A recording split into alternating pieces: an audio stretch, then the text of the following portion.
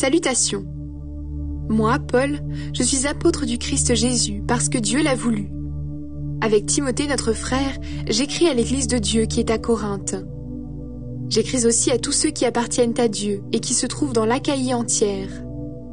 Que Dieu notre Père et le Seigneur Jésus-Christ vous bénissent et vous donnent la paix. Paul remercie Dieu.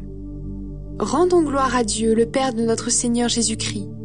Il est le Père plein de bonté et le Dieu qui nous encourage toujours. Il nous donne du courage dans toutes nos souffrances. Ainsi, il nous rend capables d'encourager tous ceux qui souffrent et nous leur donnons le courage que nous-mêmes nous recevons de Dieu. En effet, comme nous participons aux nombreuses souffrances du Christ, de la même façon, nous recevons beaucoup d'encouragement par le Christ.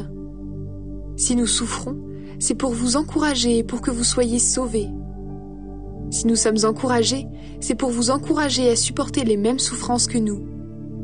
Nous sommes vraiment pleins de confiance quand nous pensons à vous. En effet, vous participez à nos souffrances, mais nous le savons, vous participez en même temps à l'encouragement que nous recevons. Oui, frères et sœurs chrétiens, nous voulons vous faire connaître ceci.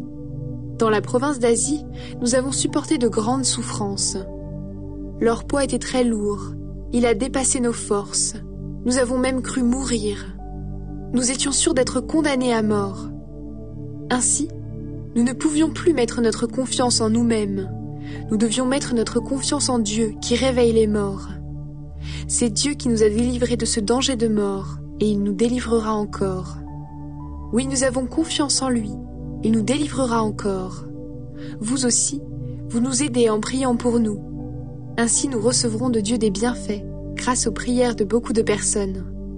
C'est pourquoi beaucoup aussi pourront remercier Dieu pour nous. Paul change ses projets de voyage. Voici pourquoi nous sommes fiers, et notre conscience en est témoin. Nous avons agi simplement et sincèrement avec tout le monde, et surtout avec vous. Cela nous venait de Dieu. C'est la bonté de Dieu qui nous guidait, et non la sagesse humaine. En effet, dans nos lettres, nous vous écrivons seulement ce que vous lisez, et ce que vous comprenez, et rien d'autre. Il y a une chose que vous avez comprise en partie, mais j'espère que vous la comprendrez totalement. Cette chose, la voici. Vous pouvez être fiers de nous, comme nous serons fiers de vous le jour où le Seigneur Jésus viendra. J'étais sûre de cela, c'est pourquoi je voulais passer d'abord chez vous pour vous donner de la joie 2 fois. De chez vous, je voulais aller en Macédoine, et à mon retour de Macédoine, je voulais revenir chez vous, pour que vous me donniez les moyens d'aller en Judée. Quand j'ai décidé cela, est-ce que j'ai agi sans réfléchir? Ou bien quand je prends une décision, est-ce que je fais seulement ma volonté en disant à la fois oui et non? Dieu lui-même le sait bien. Ce que nous vous disons, ce n'est pas à la fois oui et non. Silas, Timothée et moi, nous vous avons annoncé le Fils de Dieu, Jésus le Christ. Eh bien, Jésus n'a pas été oui et non, mais il a toujours été oui. En effet, Jésus est le oui à tout ce que Dieu a promis. C'est donc aussi par Jésus que nous disons notre oui à Dieu pour lui rendre gloire. Et c'est Dieu lui-même qui nous rend forts avec vous pour le Christ. C'est lui qui nous a mis à part, qui a posé sa marque sur nous. Il a mis l'Esprit Saint dans nos cœurs, et cet Esprit est la première part des biens qu'il va nous donner. Je prends Dieu comme témoin, je dis la vérité. Plutôt mourir que mentir. Je ne suis pas revenu à Corinthe parce que je n'ai pas voulu vous faire de la peine. Nous ne cherchons pas à vous dire ce que vous devez croire. En effet, votre foi est solide, mais nous souhaitons travailler avec vous à votre joie. Voici ce que j'ai décidé. Je ne reviendrai pas chez vous si cela doit vous rendre triste. Si moi je vous rends triste, qui peut encore me donner de la joie? Est-ce que ce n'est pas justement celui que j'ai rendu triste? À mon arrivée chez vous, certains risquaient de me rendre triste. Pourtant, c'est eux qui devaient me donner de la joie. C'est la raison pour laquelle je vous ai écrit. J'en suis sûre, quand je suis joyeux, vous pouvez être joyeux, vous aussi. Oui, je vous ai écrit en pleurant beaucoup. J'avais le cœur plein de tristesse et d'inquiétude. Pourtant, je n'ai pas écrit pour vous rendre triste. Je l'ai fait pour vous montrer l'amour très grand que j'ai pour vous. Paul pardonne à celui qui l'a insulté. Si quelqu'un a causé de la tristesse, ce n'est pas à moi. C'est plutôt à vous tous qu'il en a causé. Mais il ne faut pas exagérer l'affaire. Pour cet homme-là, les reproches de la communauté suffisent. C'est pourquoi maintenant, vous devez plutôt lui pardonner et l'encourager, sinon une tristesse trop grande risque de le décourager complètement. Alors je vous le demande, montrez-lui que vous l'aimez. En effet, voici pourquoi je vous ai écrit. Je voulais voir si vous étiez prêt à obéir en toutes choses. Quand vous pardonnez à quelqu'un, moi aussi je lui pardonne. Quand je pardonne, si toutefois j'ai quelque chose à pardonner, je pardonne à cause de vous en présence du Christ. De cette façon, Satan ne nous trompe pas. Oui, nous connaissons bien ses intentions. Paul à Troas. Je suis arrivé à Troas pour annoncer la bonne nouvelle du Christ, car le Seigneur me donnait l'occasion de pouvoir travailler là. Pourtant, j'étais très inquiet parce que je n'avais pas trouvé Tite, mon frère. C'est pourquoi j'ai dit au revoir aux gens de Troas et je suis parti pour la Macédoine. Jésus-Christ donne la victoire. Remercions Dieu. Par le Christ, il nous emmène toujours dans le défilé qui fête sa victoire et il se sert de nous pour faire connaître le Christ en tout lieu. C'est comme une bonne odeur qui se répand partout. Oui, nous sommes comme un parfum agréable que le Christ offre à Dieu. Ce parfum est pour ceux que Dieu sauve. Il est aussi pour ceux qui perdent leur vie loin de Dieu. Pour ceux qui se perdent, c'est une odeur de mort qui donne la mort. Pour les autres, c'est une odeur de vie qui donne la vie. Mais qui est capable de faire un tel travail? Nous ne sommes pas comme beaucoup de gens qui font du commerce avec la parole de Dieu. Nous disons la vérité de la part de Dieu, devant Dieu, comme des serviteurs du Christ. Les chrétiens sont les serviteurs d'une alliance nouvelle. Est-ce que nous devons recommencer à nous mettre en avant? Certains ont besoin de vous montrer des lettres de recommandation ou de vous en demander. Est-ce que nous en avons besoin aussi? Notre lettre, c'est vous. Elle est écrite dans nos cœurs. Tout le monde la connaît et la lit. Oui, c'est clair. Le Christ lui-même a écrit cette lettre, et c'est nous qui l'avons apportée. Elle n'est pas écrite avec de l'encre, mais avec l'Esprit du Dieu vivant. Elle n'est pas gravée dans la pierre, mais elle est gravée dans des cœurs humains. Devant Dieu, nous sommes sûrs de cela à cause du Christ. Nous ne pensons pas que nous sommes capables de faire quelque chose tout seuls, mais c'est Dieu qui nous a rendus capables de faire ce que nous faisons. C'est lui qui nous a rendus capables d'être les serviteurs d'une alliance nouvelle. Cette alliance ne dépend pas de la loi écrite, mais de l'Esprit Saint. La loi écrite donne la mort, mais l'Esprit Saint donne la vie. Les paroles de cette loi étaient gravées dans la pierre, et Moïse était au service de cette loi qui donne la mort. Malgré cela, ce service lui donnait une grande gloire. Et à cause de la gloire qui brillait sur son visage, les Israélites ne pouvaient pas le regarder. Pourtant, cette gloire ne durait pas. Mais le service de l'Esprit Saint donnera une gloire encore plus grande. Le service de la loi qui condamne à mort était déjà plein de gloire. Alors le service de l'Esprit qui rend juste donnera encore beaucoup plus de gloire. Ainsi, devant cette gloire extraordinaire, la gloire qui a brillé autrefois n'est plus rien. Les choses qui ne durent pas étaient pleines de gloire. Alors les choses qui durent seront encore beaucoup plus glorieuses. Avec cette espérance, nous sommes pleins de confiance. Nous ne faisons pas comme Moïse qui mettait un voile sur son visage. De cette façon, les Israélites ne pouvaient pas voir la fin d'une gloire qui ne durait pas. Mais leur intelligence s'est fermée, et jusqu'à aujourd'hui, quand ils lisent les livres de l'Ancienne Alliance, le même voile est encore là. Non, il n'est pas enlevé, sauf pour celui qui est uni au Christ. En effet, jusqu'à aujourd'hui, chaque fois que les Israélites lisent les livres de Moïse, un voile couvre leur cœur. Mais chaque fois que les gens se tournent vers le Seigneur, le voile tombe. Le Seigneur ici, c'est l'Esprit Saint. Et quand l'Esprit du Seigneur est présent, la liberté est là. Notre visage à nous tous est sans voile, et la gloire du Seigneur se reflète sur nous comme dans un miroir. Alors le Seigneur qui est l'Esprit nous transforme. Il nous rend semblables à lui, avec une gloire toujours plus grande. Paul et les apôtres souffrent avec Jésus. Dieu, dans sa bonté, nous a confié ce service. C'est pourquoi nous ne sommes pas découragés. Nous avons rejeté les moyens malhonnêtes qu'on utilise en se cachant. Nous agissons honnêtement et nous ne déformons pas la parole de Dieu. Au contraire, nous montrons clairement la vérité, et ainsi nous faisons appel à la conscience de tous devant Dieu. Pourtant, notre bonne nouvelle reste cachée pour certains, pour ceux qui perdent leur vie loin de Dieu et qui ne croient pas. Le Dieu mauvais de ce monde a rendu leur intelligence aveugle. Alors ils ne voient pas briller la lumière qui est dans la bonne nouvelle. C'est la lumière de la gloire du Christ, lui qui est l'image de Dieu. Non, ce que nous annonçons, ce n'est pas nous-mêmes, mais Jésus-Christ le Seigneur.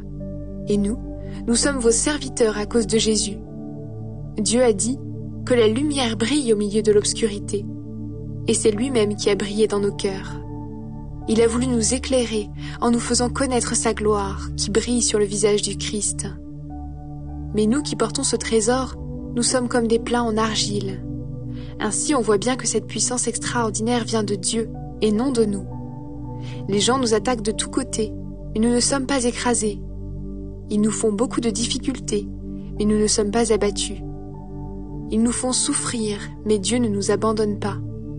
Ils nous jettent par terre, mais nous ne sommes pas tués. Nous portons toujours la mort de Jésus dans notre corps, alors on peut voir aussi la vie de Jésus dans notre corps. Nous sommes vivants, mais nous risquons sans arrêt la mort à cause de Jésus. Ainsi on peut voir aussi la vie de Jésus dans notre corps qui doit mourir. De cette façon, la mort agit en nous, mais la vie agit en vous. Les livres saints disent « J'ai cru, c'est pourquoi j'ai parlé ». La même foi nous fait agir. Nous croyons nous aussi, et c'est pourquoi nous parlons. Oui, nous le savons, Dieu a réveillé le Seigneur Jésus de la mort. Il nous réveillera nous aussi, avec Jésus, et il nous placera avec vous auprès de lui. Tout ce qui arrive, c'est pour vous. De cette façon, puisque les bienfaits de Dieu se répandent de plus en plus, vous serez toujours plus nombreux à le remercier et à lui rendre gloire tous ensemble. La gloire à venir durera toujours. C'est pourquoi nous ne sommes pas découragés. Et même si notre corps s'use petit à petit, ce qui est au fond de nous devient chaque jour nouveau. Oui, nos souffrances actuelles sont légères et durent peu de temps, mais elles nous préparent une gloire extraordinaire. Cette gloire dure toujours et elle est beaucoup plus grande que nos souffrances. Nous ne cherchons pas ce qu'on peut voir, nous cherchons les choses qu'on ne voit pas. En effet, ce qu'on peut voir ne dure pas longtemps, mais les choses qu'on ne voit pas durent toujours. Sur la terre, nous habitons dans un corps. Il est comme une tente qui sera détruite un jour. Mais nous le savons, dans les cieux, nous avons une maison qui dure toujours. C'est Dieu qui l'a faite, ce ne sont pas les hommes. Et maintenant, nous gémissons. Nous cherchons de toutes nos forces à mettre sur nous cet autre vêtement, notre maison du ciel. En effet, si cette maison du ciel nous couvre, Dieu ne nous trouvera pas nus. Pendant que nous habitons notre tente de la terre, nous gémissons comme sous une charge trop lourde. C'est vrai, nous ne voulons pas quitter notre corps, mais nous voulons mettre sur lui le vêtement du ciel pour que la vie transforme ce qui doit mourir. Celui qui nous a préparés pour cette vie-là, c'est Dieu. Il nous a donné l'Esprit Saint comme première part des biens que nous allons recevoir de lui. Donc, nous sommes toujours pleins de courage. Mais nous le savons, pendant que nous habitons dans notre corps, nous habitons loin du Seigneur. En effet, nous vivons dans la foi et nous ne voyons encore rien. Oui, nous sommes pleins de courage et nous aimons mieux quitter ce corps pour aller habiter près du Seigneur. Mais ce que nous voulons avant tout, c'est lui plaire, soit en restant dans ce corps, soit en le quittant. Nous devrons tous nous présenter devant le tribunal du Christ. Alors chacun recevra ce qui lui revient, pour ce qu'il aura fait en bien ou en mal, pendant sa vie sur la terre. Dieu a réconcilié le monde avec lui par le Christ. Respecter Dieu avec confiance, nous savons ce que cela veut dire. C'est pourquoi nous cherchons à persuader les gens. Dieu nous connaît parfaitement, et j'espère que vous aussi, au fond de vos cœurs, vous nous connaissez parfaitement. Nous n'allons pas chercher encore une fois à nous mettre en avant, mais nous voulons vous donner l'occasion d'être fiers de nous. Alors vous pourrez répondre à ceux qui se vantent pour des choses visibles, et non pour ce qui est dans le cœur. Si nous avons été fous, c'est pour Dieu. Si nous sommes raisonnables, c'est pour vous. L'amour du Christ remplit notre cœur quand nous pensons à ceci. Un seul homme est mort pour tous, c'est le Christ. Donc, tous participent à sa mort. Il est mort pour tous. Ainsi les vivants ne vivent plus pour eux-mêmes. Ils vivent pour le Christ qui est mort pour eux et qui pour eux s'est réveillé de la mort. C'est pourquoi maintenant, nous ne connaissons plus personne d'une façon humaine. Si nous avons connu le Christ de cette façon, maintenant, ce n'est plus ainsi que nous le connaissons. Alors, si quelqu'un est uni au Christ, il est créé à nouveau. Ce qui est ancien est fini, ce qui est nouveau est là. Tout cela vient de Dieu. Il nous a réconciliés avec lui par le Christ, et il nous a demandé d'annoncer cette réconciliation. Oui, c'est Dieu qui a réconcilié le monde avec lui par le Christ. Il ne tient plus compte des fautes des êtres humains, et il nous charge d'annoncer cette parole de réconciliation. C'est donc de la part du Christ que nous prenons la parole. En réalité, par nous, c'est Dieu lui-même qui vous lance un appel. Au nom du Christ, acceptez d'être réconciliés avec Dieu. Cela, nous vous le demandons avec force. Le Christ était sans péché, mais Dieu l'a chargé de notre péché. Alors maintenant, par le Christ, Dieu nous a rendus justes. Nous qui travaillons avec Dieu, nous vous le demandons. Ne gaspillez pas les dons que vous avez reçus de lui. En effet, Dieu a dit « Au bon moment, j'ai entendu ta prière. Quand le jour du salut est arrivé, je suis venu à ton secours. » Eh bien maintenant, c'est vraiment le bon moment. Maintenant, c'est le jour où Dieu nous sauve. Nous ne voulons pas que les gens critiquent notre travail. C'est pourquoi nous essayons de ne pas mettre d'obstacles sur leur chemin. Au contraire, nous montrons en toute chose que nous sommes serviteurs de Dieu. Ainsi, nous supportons avec beaucoup de patience les malheurs, les souffrances, la peur, les coups, les prisons, les attaques de la foule. Nous supportons toutes sortes de fatigues, le manque de sommeil, la faim. Nous menons une vie pure, nous montrons que nous connaissons les choses de Dieu. Nous sommes patients, nous sommes bons. L'Esprit Saint est avec nous. Nous aimons sincèrement, nous annonçons la vérité et Dieu nous donne sa force pour cela. Nous prenons comme arme ce qui est juste, pour attaquer ou pour nous défendre. Les gens nous mettent à l'honneur et ils nous couvrent de honte. Ils disent du mal de nous et aussi du bien. Ils nous prennent pour des menteurs, pourtant nous disons la vérité. Ils nous traitent comme des inconnus et pourtant on nous connaît bien. Ils nous considèrent comme des mourants et pourtant nous sommes bien vivants. Ils nous punissent mais sans nous tuer. Ils nous rendent tristes et pourtant nous sommes toujours joyeux. Ils croient que nous sommes pauvres, pourtant nous rendons les autres riches. Ils croient que nous n'avons rien, pourtant nous possédons tout. Amis de Corinthe, nous vous avons parlé librement, nous vous avons ouvert notre cœur largement. Il n'est pas fermé pour vous, ce sont vos cœurs qui sont fermés. Je vous parle comme un père à ses enfants. Faites comme nous, ouvrez votre cœur largement, vous aussi. Un croyant doit être fidèle à Dieu. N'allez pas avec ceux qui ne croient pas en Dieu. Vous ne pouvez pas vivre ensemble. Ce qui est juste et ce qui est contraire à Dieu, est-ce que cela va ensemble? Est-ce que la lumière va avec la nuit? Est-ce que le Christ peut être d'accord avec Satan? Est-ce qu'un croyant peut aller avec celui qui ne croit pas en Dieu? Qu'est-ce qu'il y a de commun entre la maison de Dieu et les faux dieux? Nous sommes la maison du Dieu vivant. Dieu l'a dit. Je vais habiter et vivre au milieu d'eux. Je serai leur Dieu et ils seront mon peuple. C'est pourquoi le Seigneur Dieu dit « Quittez ces gens-là et allez loin d'eux. Ne touchez pas à ce qui est impur, et moi, je vous accueillerai. » Le Seigneur Tout-Puissant dit encore « Je serai pour vous un père, et vous serez pour moi des fils et des filles. » Amis très chers, ces promesses sont pour vous. Alors lavons-nous de tout ce qui abîme notre corps et notre cœur. Cherchons à être parfaitement saints en respectant Dieu avec confiance. La joie de Paul. Faites-nous une place dans vos cœurs. Nous n'avons été injustes envers personne. Nous n'avons détruit la foi de personne. Nous n'avons profité de personne. Je ne dis pas cela pour vous condamner. Je l'ai déjà dit. Vous êtes dans nos cœurs et nous sommes toujours ensemble, morts ou vivants. J'ai une grande confiance en vous. Je suis très fier de vous. Je suis plein de courage. Je suis rempli d'une très grande joie malgré toutes nos souffrances. En effet, quand nous sommes arrivés en Macédoine, nous n'avons pas eu de repos. Au contraire, nous avons rencontré toutes sortes de difficultés, des luttes autour de nous et la peur dans notre cœur. Mais Dieu, qui donne du courage à ceux qui sont découragés, nous a consolés par l'arrivée de Tite. Ce n'est pas seulement l'arrivée de Tite qui nous a consolés, c'est aussi l'encouragement que vous lui avez donné. Il nous a dit que vous aviez très envie de me voir. Il nous a parlé de votre tristesse, de votre ardeur à me défendre. Alors ma joie a été encore plus grande. Si mon autre lettre vous a rendu triste, je ne le regrette pas. Oui, je le sais bien, cette lettre vous a rendu triste pendant un certain temps. Je l'ai peut-être regretté, mais maintenant je suis dans la joie. Ce n'est pas à cause de votre tristesse, mais parce que cette tristesse a changé votre cœur. Elle a plu à Dieu, et ainsi, nous ne vous avons fait aucun mal. En effet, la tristesse qui plaît à Dieu change notre cœur.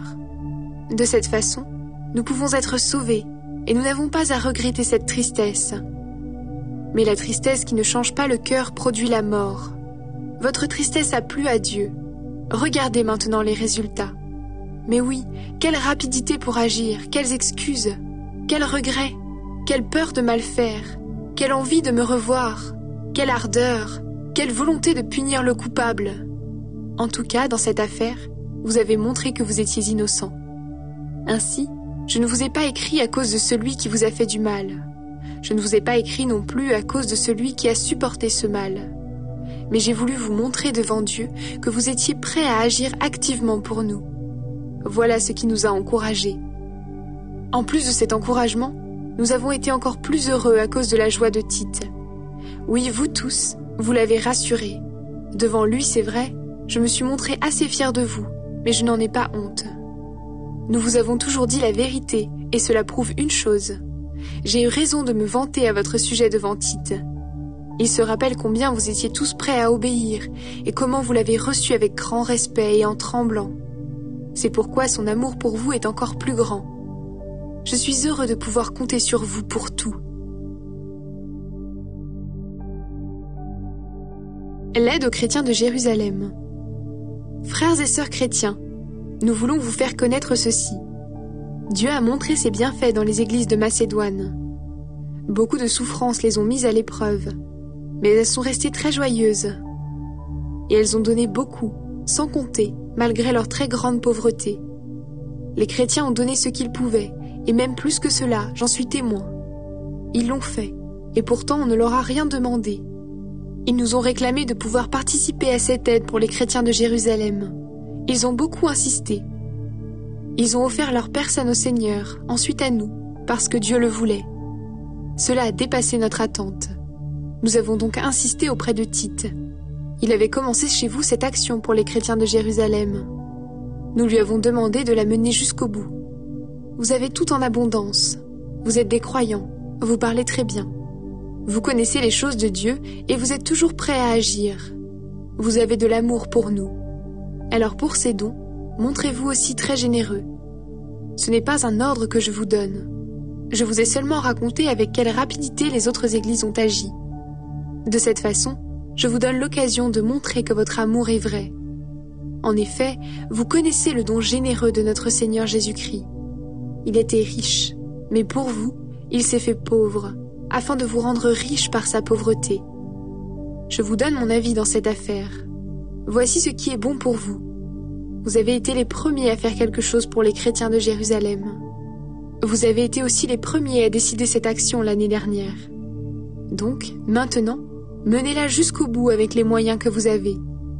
Quand vous l'avez décidé, vous avez montré beaucoup de bonne volonté. Alors avec la même volonté, vous allez mener cette action jusqu'au bout. Quand on donne de bon cœur, les gens nous reçoivent bien avec ce qu'on a. Ils ne nous demandent pas ce qu'on n'a pas. Il ne s'agit pas de vous rendre très pauvre pour aider les autres. Non, ce qu'il faut, c'est l'égalité. Maintenant, ce que vous avez en trop servira à ceux qui manquent de quelque chose. Ainsi un jour, quand vous manquerez de quelque chose, ce qu'ils auront en trop vous servira. Cela fera l'égalité. Les livres saints le disent. Celui qui a récolté beaucoup n'a rien en trop. Celui qui a récolté peu de choses ne manque de rien. Tite et d'autres chrétiens sont partis à Corinthe. Remercions Dieu. je désire beaucoup vous aider. Eh bien, Dieu a mis dans le cœur de Tite le même désir. Tite a accepté notre demande, et avec plus d'ardeur encore. Il a lui-même décidé d'aller chez vous. Avec lui, nous avons envoyé un autre frère. Toutes les églises disent du bien de celui-ci, à cause de son travail pour annoncer la bonne nouvelle. Ce n'est pas tout. Les églises l'ont désigné pour qu'il vienne avec nous distribuer l'aide reçue. C'est un service que nous devons rendre pour la gloire du Seigneur lui-même.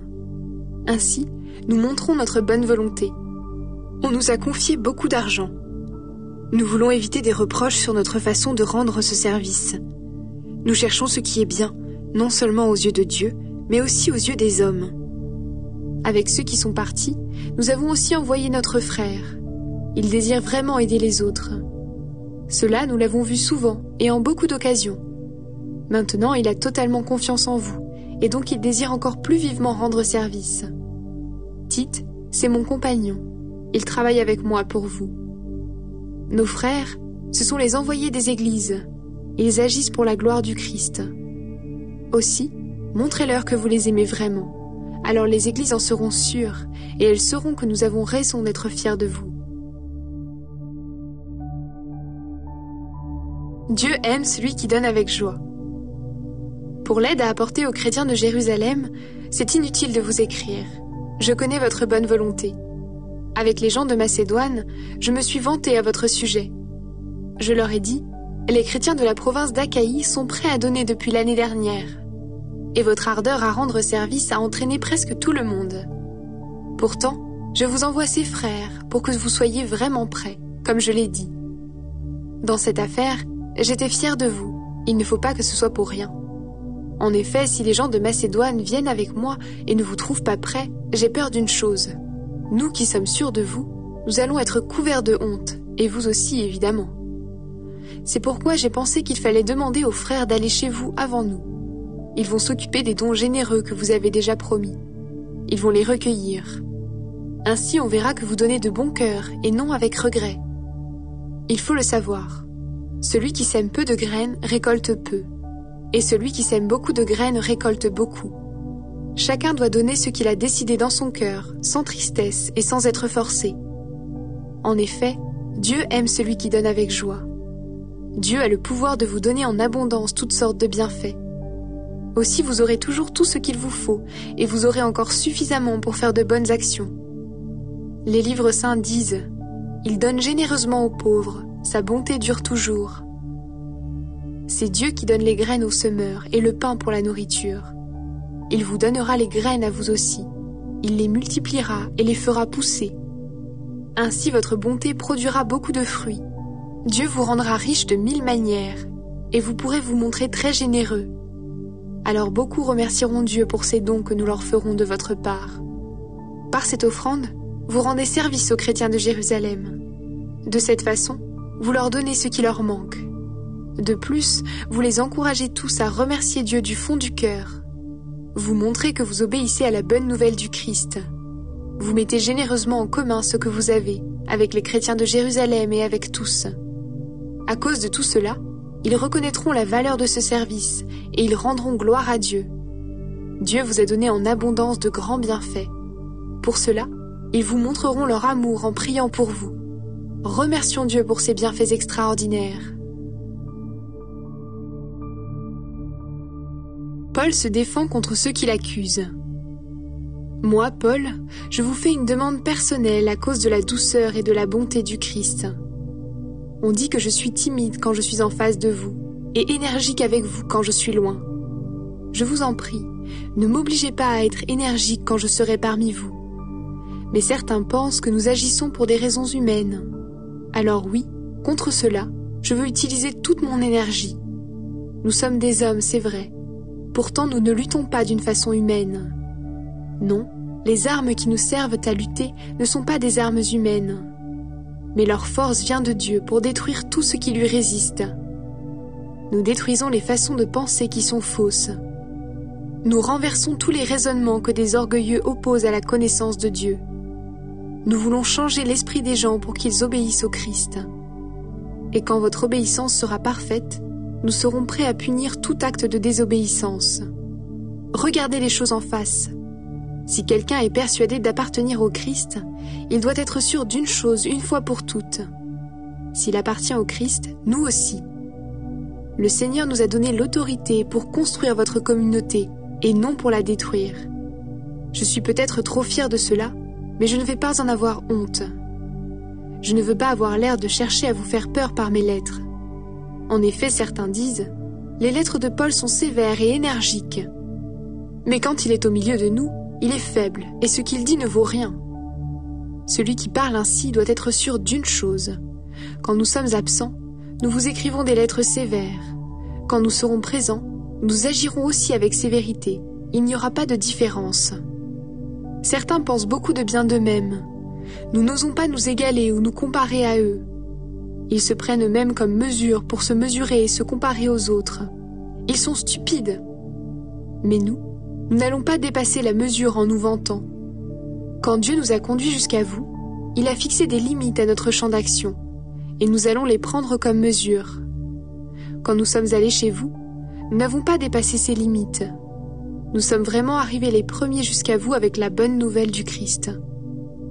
Nous ne dépassons pas la mesure en nous vantant à cause du travail des autres. Mais nous espérons une chose. Votre foi fera des progrès et nous pourrons agrandir notre champ d'action parmi vous, mais sans dépasser les limites fixées. Ensuite, nous annoncerons la bonne nouvelle dans des régions situées plus loin que chez vous. Nous ne voulons pas travailler dans le champ d'action des autres et nous vanter d'activités qu'ils ont déjà faites. Si quelqu'un veut se vanter, qu'il se vante à cause du Seigneur. Qui a de la valeur? Ce n'est pas celui qui se félicite lui-même, c'est celui que le Seigneur félicite. Paul et les faux apôtres. Ah, si vous pouviez supporter que je sois un peu fou. Eh bien oui, supportez-moi. Je vous aime d'un amour jaloux, et ce très grand amour vient de Dieu. En effet, je vous ai promis en mariage à un seul mari, le Christ. Oui, je vous présente à lui comme une jeune fille très pure. Mais rappelez-vous, le serpent a trompé Ève par son mensonge. Alors j'ai peur d'une chose, qu'on vous donne des idées fausses et que vous ne soyez plus fidèlement et sincèrement attachés au Christ comme avant. Par exemple, quelqu'un arrive. Il vous annonce un autre Jésus, un Jésus que nous n'avons jamais annoncé. Ou bien, vous recevez un autre esprit, un esprit que vous n'avez jamais reçu. Ou alors on vous annonce une bonne nouvelle que vous n'avez jamais reçue non plus, et vous supportez très bien cela. Pourtant, je pense que j'ai autant de valeur que vos espèces de grands apôtres. D'accord, je ne sais pas très bien parler, mais pour la connaissance de Dieu, c'est autre chose. Nous vous avons toujours montré cela clairement dans tout ce que nous avons fait. Quand je vous ai annoncé la bonne nouvelle de Dieu, je me suis fait petit pour vous rendre grand, en vous l'annonçant gratuitement. Est-ce que c'est une faute? Quand je travaillais pour vous, j'étais payé par d'autres églises. J'ai pris leur argent pour vous aider. Quand j'étais chez vous, j'ai eu besoin d'argent, mais je ne vous ai rien demandé. Les frères venus de Macédoine m'ont apporté ce qu'il me fallait. J'ai toujours évité d'être un poids pour vous, et je l'éviterai toujours. Personne ne m'empêchera d'être fier de cela dans toute l'Achaïe. Grâce au Christ qui est en moi, je peux dire que c'est vrai. Pourquoi est-ce que je dis cela? Parce que je ne vous aime pas? Mais si, Dieu sait que je vous aime. Ce que je fais, je le ferai encore. Alors ceux qui veulent une occasion pour se vanter d'agir comme nous, ces gens-là n'en auront pas. Ce sont de faux apôtres, des ouvriers malhonnêtes. Ils font semblant d'être des apôtres du Christ. Rien d'étonnant à cela. Satan lui-même fait semblant d'être un ange de lumière. Pour les serviteurs de Satan, faire semblant d'accomplir ce qui est juste, c'est donc facile. Mais leur vie finira comme leurs actions le méritent. Les souffrances de Paul. Je le répète, ne pensez pas que je suis fou.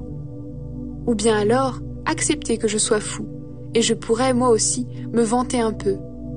Ce que je vais dire, je ne le dis pas comme le Seigneur le veut, je le dis comme un fou. En effet, je suis sûr d'avoir des raisons de me vanter. Beaucoup se vantent pour des raisons humaines. Eh bien moi aussi je vais me vanter. Vous qui êtes des personnes sages, vous supportez volontiers ceux qui ne le sont pas. Les gens vous rendent esclaves, ils profitent de vous, ils volent tout ce que vous avez, ils vous méprisent, ils vous frappent au visage et vous supportez tout cela. J'ai honte de le dire, nous avons été trop faibles. Pourtant, si quelqu'un ose se vanter de quelque chose, je vais l'oser moi aussi, même si je parle comme un fou. Ils sont hébreux, moi aussi. Israélites, moi aussi. De la famille d'Abraham, moi aussi. Des serviteurs du Christ, je le suis bien plus qu'eux. En disant cela, je parle encore comme un fou. J'ai travaillé plus qu'eux, j'ai été en prison plus souvent qu'eux. On m'a frappé encore beaucoup plus, et j'ai été en danger de mort plus souvent qu'eux. 5 fois les Juifs m'ont donné les 39 coups de fouet. 3 fois les Romains m'ont frappé durement. 1 fois on m'a jeté des pierres pour me tuer. 3 fois j'ai été sur un bateau qui a coulé, et 1 fois j'ai passé un jour et une nuit dans l'eau. J'ai fait beaucoup de voyages et j'ai connu beaucoup de dangers. Danger à cause des rivières, des bandits, de mes frères juifs ou des non-juifs. Danger dans les villes, danger dans le désert, danger sur la mer, danger des faux frères. J'ai fait des travaux très fatigants et j'ai souvent manqué de sommeil. J'ai eu faim et soif et j'ai souvent manqué de nourriture. J'ai eu froid et j'ai manqué de vêtements. Et je n'ai pas parlé de la chose la plus importante, mon souci de toutes les églises. J'y pense tous les jours. Quand quelqu'un est faible, moi aussi je me sens faible. Quand quelqu'un commet des péchés, cela me fait mal à moi aussi. S'il faut se vanter, je vais me vanter d'être faible. Je ne mens pas. Dieu, le Père du Seigneur Jésus le sait bien. Gloire à lui pour toujours. Quand j'étais à Damas, le gouverneur au service du roi Arétas a fait garder les portes de la ville pour m'arrêter. Mais on m'a fait descendre par la fenêtre dans un grand panier le long du mur de la ville et j'ai pu lui échapper. Paul est heureux de souffrir pour le Christ. Est-ce que je dois me vanter ? Cela ne sert à rien. Pourtant, je vais parler de ce que le Seigneur m'a fait voir et m'a fait connaître. Je connais un disciple du Christ. Il y a 14 ans, Dieu a enlevé cet homme jusqu'au plus haut des cieux. Est-ce que c'était avec son corps ? Je n'en sais rien. Est-ce que c'était sans son corps ? Je n'en sais rien, mais Dieu le sait. Je le sais, Dieu a enlevé cet homme jusqu'au paradis. Est-ce que c'était avec son corps ou sans son corps ? Je n'en sais rien, mais Dieu le sait. Là, il a entendu des paroles qu'on ne peut pas dire avec des mots. Ces paroles, personne n'a le droit de les répéter. Pour celui-là, je me vanterai. Mais pour moi, je me vanterai seulement parce que je suis faible. Si je voulais me vanter, je ne serais pas fou, je dirais seulement la vérité. Mais je ne le fais pas. Ainsi, on me jugera seulement en voyant ce que je fais, et seulement en entendant ce que je dis, sans rien de plus. Ce que le Seigneur m'a fait connaître est extraordinaire. Alors, pour éviter que je me vante de cela, j'ai reçu dans mon corps comme une blessure. Un envoyé de Satan est chargé de me frapper pour m'empêcher de me vanter. 3 fois j'ai prié le Seigneur de me délivrer de cette souffrance. Mais le Seigneur m'a dit, « Mon amour te suffit. Ma puissance se montre vraiment quand tu es faible. » Donc je me vanterai surtout parce que je suis faible. Alors la puissance du Christ habitera en moi. C'est pourquoi les faiblesses, les insultes, les difficultés, les souffrances et les soucis que je connais pour le Christ, je les accepte avec joie. Oui, quand je suis faible, c'est à ce moment-là que je suis fort. Paul est inquiet pour les chrétiens de Corinthe. Vous voyez, je deviens fou. Vous m'avez forcé à cela. C'est vous qui deviez vanter mes qualités. En effet, je n'ai rien de moins que vos espèces de grands apôtres, et pourtant je ne suis rien. Vous avez vu chez vous ma patience très grande, des signes étonnants, des faits extraordinaires, des actions puissantes. Cela montre que je suis un apôtre. Qu'est-ce que vous avez eu de moins que les autres églises ? Une chose, je ne vous ai rien coûté. Vous trouvez que ce n'est pas juste ? Alors pardonnez-moi. Je suis prêt à venir chez vous pour la 3e fois, et je ne vous coûterai rien. Ce n'est pas votre argent que je veux, c'est vous. D'habitude, les petits-enfants ne gagnent pas d'argent pour leurs parents, mais ce sont les parents qui doivent gagner de l'argent pour leurs enfants. Moi, je donnerai facilement de l'argent pour vous, et même je donnerai ma vie tout entière. Est-ce que vous m'aimerez moins parce que je vous aime plus ? D'accord, je n'ai pas été un poids pour vous, mais d'après certains, Je ne suis pas franc et je vous ai pris au piège par des mensonges. Regardez tous ceux que je vous ai envoyés. Est-ce que j'ai utilisé un seul d'entre eux pour profiter de vous? J'ai insisté pour que Tite aille vous voir, et j'ai envoyé un frère avec lui. Est-ce que Tite a profité de vous? Est-ce que lui et moi, nous n'avons pas marché dans la même direction, en suivant le même chemin? Depuis un bon moment, vous pensez peut-être que nous cherchons à nous défendre devant vous. Non, nous parlons devant Dieu, comme le Christ le veut. Et tout cela, amis très chers, nous le faisons pour construire votre communauté. J'ai bien peur de ceci. Quand j'arriverai chez vous, vous serez peut-être différent de ce que j'attends. Et moi, je serai peut-être différent de ce que vous attendez. J'ai peur de trouver chez vous des disputes, de la jalousie, de la colère, des querelles de personnes, des jugements mauvais sur les autres, des bavardages méchants, de l'orgueil, du désordre. J'ai encore peur d'une chose. À ma prochaine visite, Dieu va peut-être me couvrir de honte devant vous. Je devrais peut-être pleurer sur beaucoup d'entre vous qui continuent à commettre des péchés comme autrefois. En effet, maintenant, ils ne sont pas encore tournés vers Dieu. Ils mènent une vie immorale et mauvaise. Ils se conduisent n'importe comment. Dernier conseil de Paul. C'est la 3e fois que je vais chez vous. Pour juger toute affaire, on doit entendre au moins 2 ou 3 témoins. Je parle à ceux qui ont commis des péchés autrefois, et à tous les autres. Aujourd'hui, je ne suis pas parmi vous, mais je le redis comme pendant ma 2e visite.